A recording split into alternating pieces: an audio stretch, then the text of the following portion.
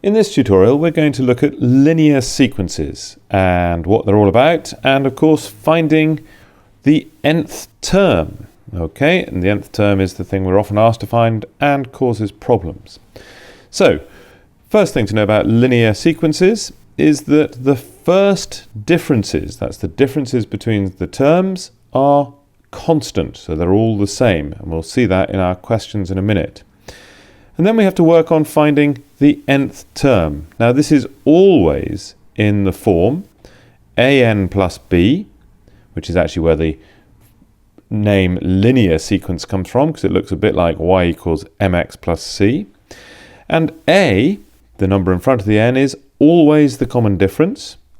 And b, well, we find b just by making the first term work. If you don't like that, we put n equals 1 in to find b. It comes to the same thing.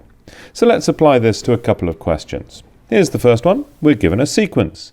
It's 7, 10, 13, 16. Okay, it's always a good idea to write down your sequence again so you've got space to do some working on it.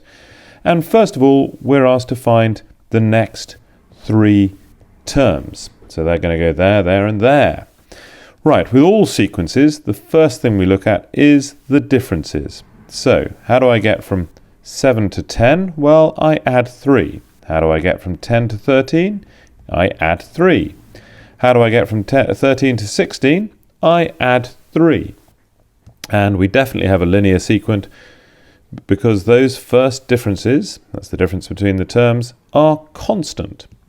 And so in order to extend the sequence, we can just keep adding 3.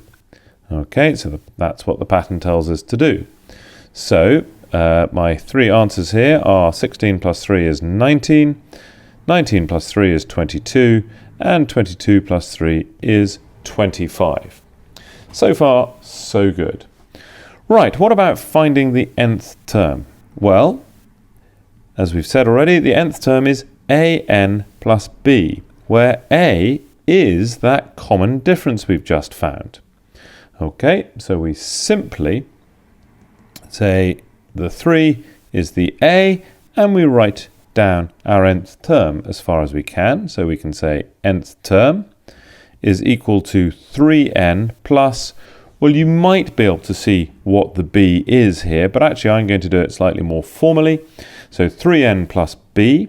And if we now put n equals 1 into here, into our nth term formula, well, n equals 1 gives us the first term, and so we can say 7 is equal to 3 times 1 plus b, and in order to find b, we just subtract 3 from both sides, because 3 times 1 is 3, and I get b equals 4, which you may have guessed earlier. And so the nth term is equal to 3n plus 4. And you can check that that works by picking any particular term you like. Let's take this one. It's the fourth term. And if I do 3 times 4, I get 12. And add 4, and I do indeed get 16. Let's just look at one more question, because sometimes sequences go down rather than up. So, very similarly, let's just quickly write out our sequence, 27, 23, 19, 15. We're asked to find the next three terms, so let's give ourselves space to do that, and then look how we get from one term to the next.